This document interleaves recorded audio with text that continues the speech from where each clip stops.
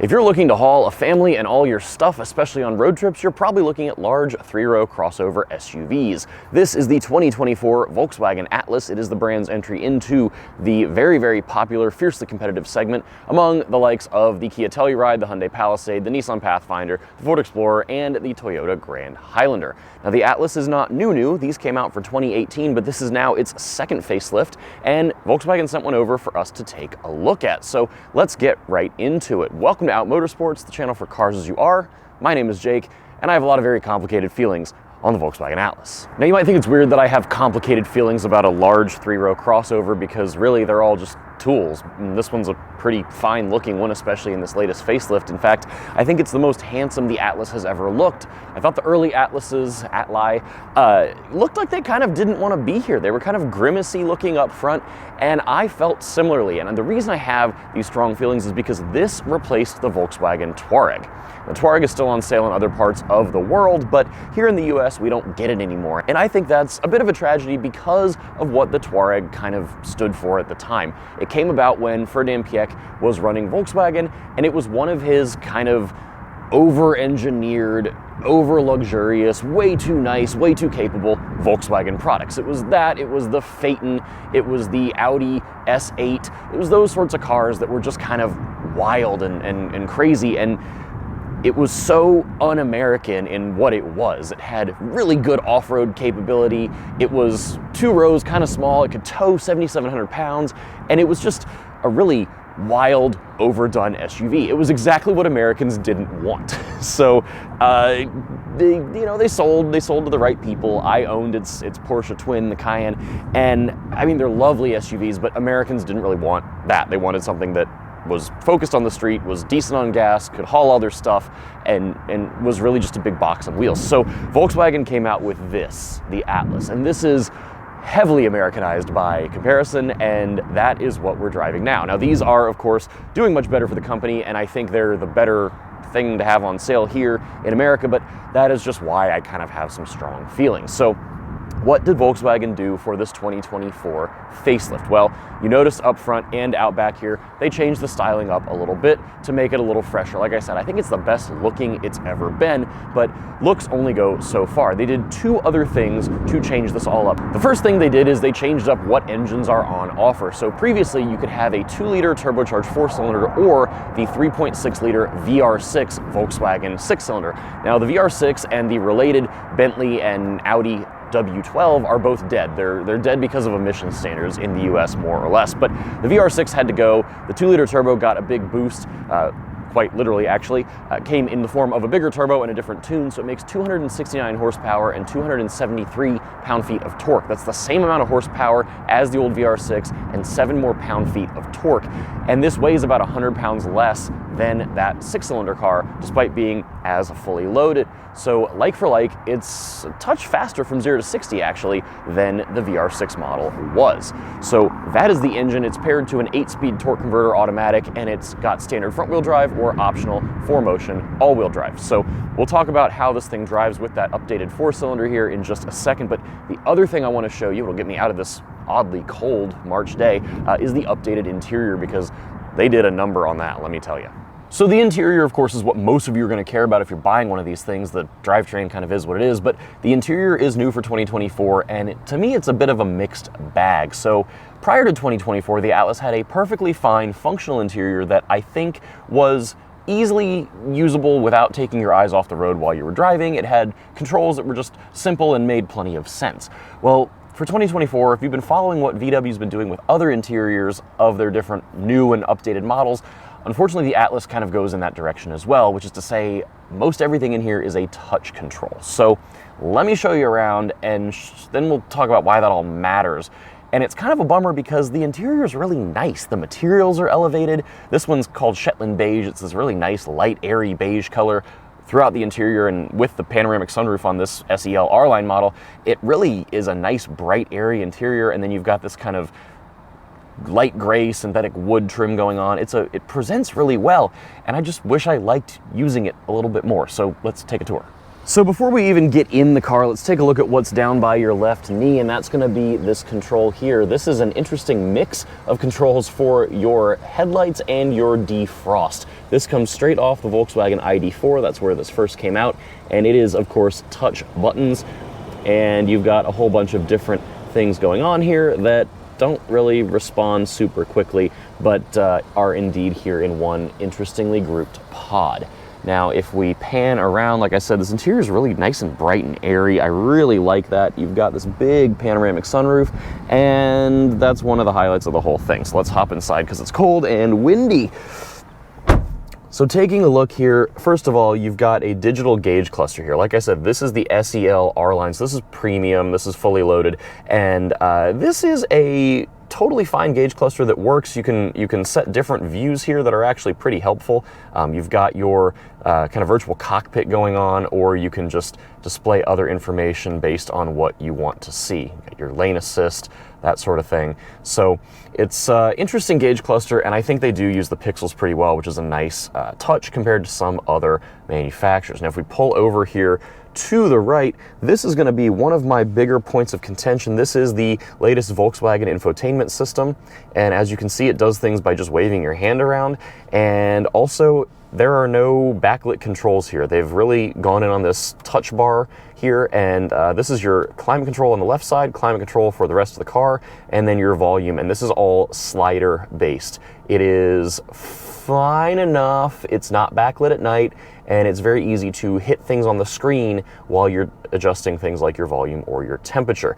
Now, you do have some persistent controls over here. If you tap any of this, it does load the climate control system here, so that is easy-ish to figure out, and it does work well enough, but I just don't understand why they had to kind of reinvent the wheel here. Now, you see I do have Apple CarPlay up. If you hit the home button, it takes you back to the Volkswagen system. You can customize the colors on this based on what you want for your ambient lighting, which is in this car as well. If you hit the home screen again, you've got this sort of thing here.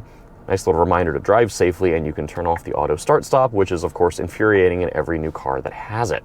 Now, looking further down, you've also got some other touch controls here. You've got your driver assistance controls that'll bring up on the screen here. You've also got parking assistance, which again comes up on the screen. Klima takes you to your climate control, and then this is for your drive modes. Now, these don't make a whole lot of difference in how the car drives, simply because there's no adjustable suspension here. It's just going to be things like your, okay, never mind. You don't have adjustable suspension in this car. It's just going to be things like your throttle response, your steering weight, that sort of thing. So you've got a couple things. Snow is going to help in bad weather, as would off-road if you're looking for some different changes with the traction control. Now, looking further down here, you do have a wireless charger, a couple USB-C ports for data or charging, and they also got rid of the physical shifter. This is just kind of a little toggle switch here for reverse, drive, and sport, a button for park, that's your parking brake, and your start-stop button with a couple cup holders, and then a nice large center armrest. So it's all very functional, it's all very practical. I just don't love the whole touch everything stuff because it makes it really tough to use on the move or at night. Now, the perhaps single most egregious use of a touch control is the sunroof controls. So if we look up here at the roof, what was once some buttons is two sliders here. So this is how you open the sunroof. You swipe and it opens. This is the silliest control I've ever seen. It's been on some other Volkswagens. In this case, it's actually worked fine. In some other VWs I've used, it has taken several tries to open and close the roof. So I just don't understand why we had to go there. But I think Volkswagen does know that things are not being well received and people are finding it a little difficult because thankfully the steering wheel at least has physical controls. This is a different steering wheel from some prior model year VWs where these controls were all kind of touch and haptic based, which was a very surprising decision. So in this case, they actually have gone to physical buttons again, which, thank you, VW. More of this, but put it all over here, please, and thank you. These are great. They're very easy to use. You can figure them out and handle them on the move on the highway. Now, the other nice thing that they've done here, which I think is weird that I'm even complimenting the fact that there's window controls, but unlike the Volkswagen ID4 electric car, this car has 4 actual window switches. Some of the other newer VWs have 2 with a button that says rear, and it is a touch control, and it doesn't work very well. And this is the preferred layout. So you've got 4 actual window controls, your child safety control here, and then your mirror controls. Now, I mentioned there was this kind of nice faux wood going on. It does look really, really nice, I think. And then you've got Harman Kardon audio, which is fine. It's not bad. It's not the best thing I've heard, but it's plenty fine for most people, blasting things like Frozen for your kiddos. So other nice thing here, your vents are adjustable top and bottom, so you can just get airflow going in a couple different ways. That is the same thing over on the passenger side. Now let's head to the second row, because this is all about families, and this is a large car, so let's take a look. And taking a look in the second row here, you've got plenty of legroom going on. Now this car has the 3-passenger bench. You can also have a 2-passenger set of buckets here, but this one came with the bench. Now hopping inside, I've got this seat set for myself. You can see I've got plenty of legroom to spread out. I've also got plenty of headroom. So this is a large car. It's big and it's comfortable. We'll talk about how it rides as far as driving quality, but as far as seats and everything, this is pretty comfy. Now, again, like I said, this is the fully loaded one, so this has another zone of climate control back here, so you can control this. What I find funny is this uses real buttons, including for the heated second row seats, and the front row doesn't get that. So that's interesting. Put this up there, VW. I would love that. Looking further down, you do have some more USB-Cs and a household charging outlet. And then the other thing here that's worth talking about is the window shades. So these, of course, are manually operated, but nice to have them for road trips, whether you've got adults or kids back here. And then we should talk about the third row seat, because the Atlas has some of the best interior space in the segment. So if you're looking for the biggest 3-row crossover, this is maybe not the biggest, but is one of the biggest inside. They use the space in here really, really well. So let me show you how a 6'1" adult can get back there. So all you have to do is grab this little control right here. The whole thing tilts and slides, makes it nice and easy. And then as we go in, go ahead and spin this around for you. I am again in the third row. Now my head, I've got sort of big hair, but I have plenty of headroom here. I'm gonna go ahead and put that headrest up. This is totally comfy. This is fine.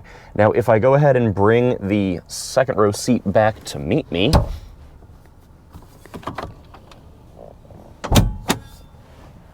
you can see you can move it front to back, so I do actually have good legroom here. I could ride here like this, and then you still get some decent legroom there. Now you can also slide it further back and of course reduce the legroom for the third row. Right over here I wouldn't have a ton of room, but in any case it is indeed plenty comfortable. This is seating for 2 back here, and you've got some cup holders, you've got more USB-C ports here, you've got a 12 volt charging socket right there, and you do have latch tethers in all of the different seating areas. So if you're looking to haul kiddos, this is going to be, I think, a pretty good car. And also, if you don't need a ton of cargo room for 6 adults and all their stuff, because there's not a ton of cargo space back here with the third row up, you could use this for 6 adults for brief road trips. So it is a big car, and this is much more what VW needs than something like a Touareg here in the US. I do still miss the Touareg. But in any case, let's get back behind the wheel, 2 rows up, and talk about how this thing drives with that new 4-cylinder. Well, first things first, just away from a stoplight here with that 2-liter turbo 4, I'm just gonna pin it as soon as I get the green and see how this all sounds and feels. And foot in the floor.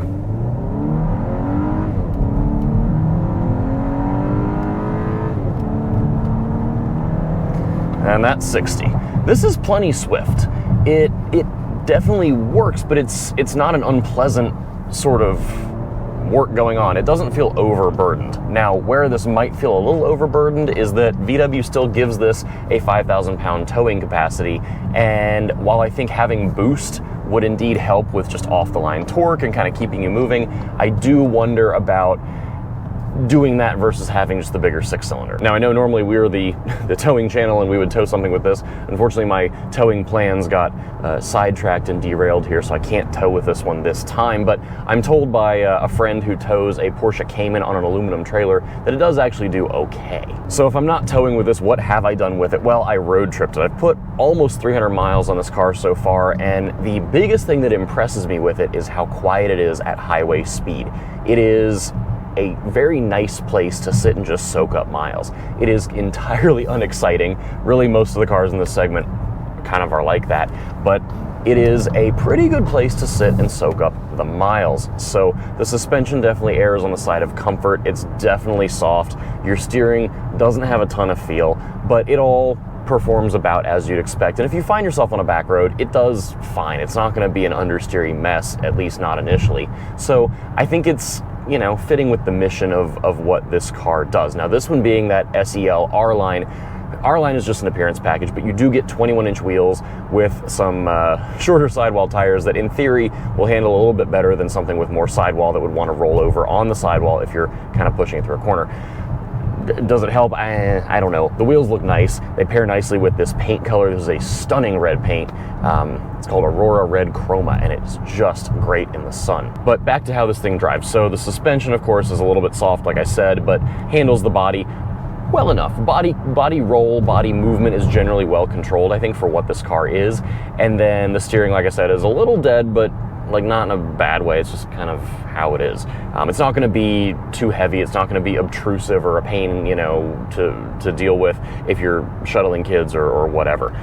One other thing I've been impressed with is the braking on this car. The brake pedal feels really good. It gives you really good feedback through the pedal, both initial bite and as you go through the travel a little bit more. So as far as how it drives, I think there's plenty to like. The four-cylinder, you know, it sounds like a four-cylinder. That's perhaps the biggest issue with it, is just that it sounds the way it does. But, you know, for most people, you're probably not going to care. And it like I said, it keeps the thing moving just fine. It gets up and scoots if you put your foot in it. The transmission is eager enough to downshift and give you some extra power. So again, you know, it all does all right. The other thing that Volkswagen has done on the 2024 Atlas is they've made their IQ Drive driver assistance software standard across the board. So that is going to be a nice update for these cars. IQ Drive is a hands-on driver assistance system. So there's a capacitive steering wheel, which means the steering wheel knows when you're holding it.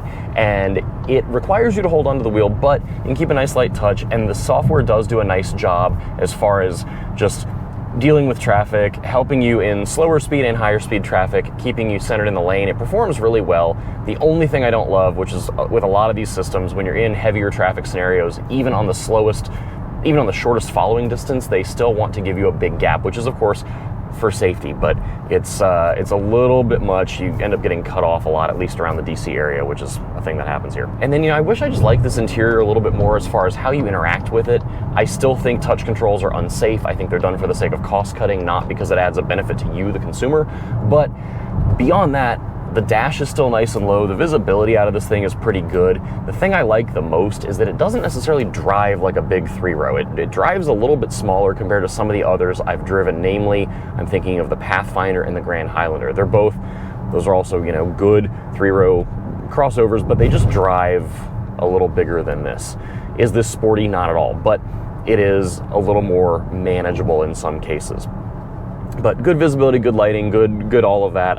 This interior is kind of a killer to me. But otherwise, this is a decently pleasant place to spend time. They added a lot of standard features and moved some features down to lower trim levels for 2024 as well. So you get more for your money with a lower trim starting in 2024. The other thing they added for 2024 across the board is adaptive headlights. So the headlights are LED, which is great, but they are also they're going to move with the steering wheel, both left to right and up and down. So that is a great thing. It is such a nice thing to have on a back road late at night with your high beams on or just the low beams. So kudos to VW for making something like that standard, because lighting is one of those things that is very directly related to safety, whether you realize it or not.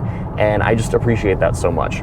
I wish the interior was, you know, not this, because the old interior to me was just fine, and hopefully Volkswagen will go back to more physical controls, that sort of thing, as they continue to evolve their product lineup. I think they know that they're pretty controversial, but in general, there's still plenty to like about this car. You just have to be okay with the way you interact with the interior. I am personally not.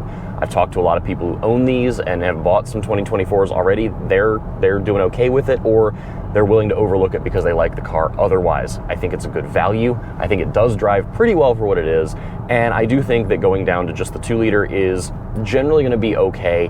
Volkswagen's been known for having pretty decent 2-liter turbo 4s for a very long time now. So this is a nice package. It's going to do well for families, as the Atlas has done before. Do I still miss the Touareg? Yes. Was the Touareg right for the United States? Not really. If you want a modern Touareg, you can buy a Q7 or a Cayenne. But in any case, this is not a car for me, but it might be a car for you. And if you go check it out, I think you might find a good amount to like. So thank you very much for coming along. As always, be sure to like, share, comment, subscribe right here on YouTube. Follow us everywhere else too. We're on all those social media platforms. And head over to outmotorsports.com if you'd like to join in the fun with a bunch of other LGBT automotive enthusiasts and motorsports competitors. We've got a lot of people online on Facebook and Discord that would love to be your new best friends, and we've got a bunch of events coming up both at the racetrack and on the street here throughout the rest of 2024. So thank you so much for coming along. Please stay safe, be well. See you for the next one.